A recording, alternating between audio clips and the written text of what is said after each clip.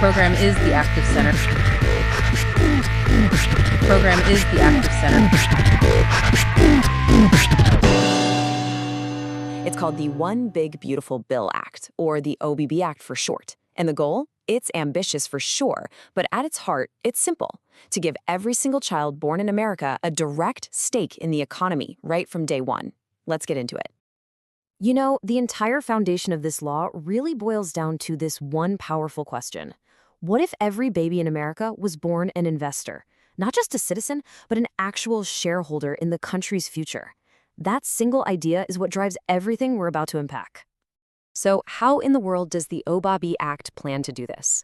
Well, it all centers on a brand new type of account. The official, very long name for it is the Maximum Accumulated Generational Assets Account. And yep, you probably noticed the acronym there is MAGA. In the world of this bill, they're often just called Trump accounts. So let's look at the big idea behind them. The mission here is crystal clear. Give every newborn an ownership stake in the U.S. economy from the moment they're born. The whole idea is to encourage what the blueprint calls patriotic investing. You know, turning everyday citizens into stakeholders who get to benefit directly when the nation does well. Okay, so let's get into the nitty-gritty, the mechanics, because it's not just about giving people money, it's about putting that money to work in a very specific, very powerful way. These accounts are a totally new kind of financial tool, so let's break down exactly how they operate. All right, the first thing you have to understand is that this is not a bank account, not even close. A regular bank account, it just holds your cash and you get paid pennies in interest. A Trump account is completely different. It's built from the ground up to invest your money directly into the stock market with the goal of getting much, much higher long-term growth. So how does this work legally? Well, that's the crucial part. It's what's known as a custodial brokerage account.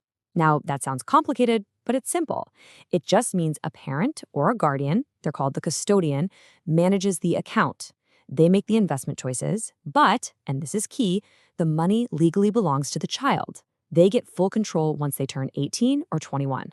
And they designed it to be super simple to set one up. It's just a 3-step process. First, the child needs a social security number. Standard stuff. Second, the parents hop onto a special federal website to apply. And finally, they just pick a private brokerage firm, like a Vanguard or a Fidelity, to actually hold the investments. That's it. Now, of course, there are some really important rules here, and they're all about protecting the child's money. First, the kid has to be a U.S. citizen born after the law passes. The money is legally theirs, which means it's totally shielded if their parents get into financial trouble. And this is critical. The money is locked up. Withdrawals are basically banned until the child is an adult, making sure it's actually there for their future. Okay, theory is great and all, but let's make this real. To really see the kind of impact this could have, we're going to follow a hypothetical family, the Millers, and watch how they use this new law to build a financial future for their new son. So here's the Millers' game plan. Their son, Leo, is born in 2026. They decide they can afford to put in a steady $100 every single month. And for their investment, they go with the standard choice, the one recommended by the Invest in America philosophy, 100% into an S&P 500 index fund. So, with that simple plan in place, two of the most powerful forces in all of finance get to work: consistent contributions and, of course, the magic of compound growth over a long, long time. Let's watch how Leo's small, steady account completely transforms over the next 18 years.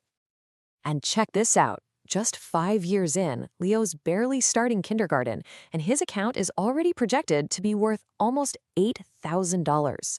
I mean, that's a fantastic start from just a small monthly habit, but believe me, the real growth is just getting started. Fast forward to age 10. The account has blown past $20,000. Now you can really see that growth engine kicking into high gear. The money it's already earned is starting to earn its own money. That, my friends, is compounding in action. But it's in these next 5 years that the magic really happens.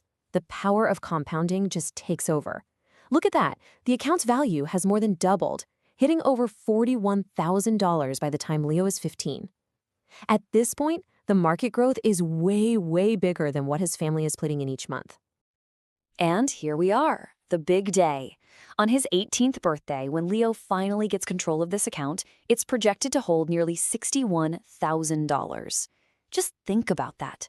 That small, $100 a month habit has turned into a life-changing head start. But this This is the most powerful part of the whole story. Over those 18 years, the Miller family put in a total of $21,700. But the market, the American economy, it generated over $39,000 in growth, all on its own. This is the whole point of the OBB Act in a nutshell.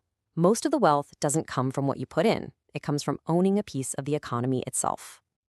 So you might be wondering, why the S&P 500? Why did the Millers pick it, and why is it so central to this whole idea? Well, it's no accident. It's a very deliberate choice that's tied directly to the philosophy of the law. It really comes down to three huge reasons. First, diversification. You're not just betting on one company. You're spreading your investment across 500 of the biggest and most successful companies in America. Second, historical performance. Now, past results are no guarantee, but historically, the S&P 500 has averaged around a 10% annual return over the long haul. And finally, and this is huge, it's a passive investment. That means super low fees, so more of your money stays in your account working for you. Now, when you zoom out from just one family, like the Millers, and you start to imagine millions of Leos all across the country, each with an account just like this, well, that's when you start to see the truly massive, long-term vision of this legislation. In fact, there's a quote from the Act's own blueprint that just sums it all up perfectly. The whole program is designed to create maximum accumulated generational assets. The goal isn't just to help one kid. It's to systematically build a foundation of wealth for an entire generation. And all of this leaves us with one final, fascinating question to chew on. By giving every single child the exact same starting line in the race for building wealth, could a single type of account really reshape the financial future of an entire generation? Well, the architects of the OBBB Act are betting everything that it can.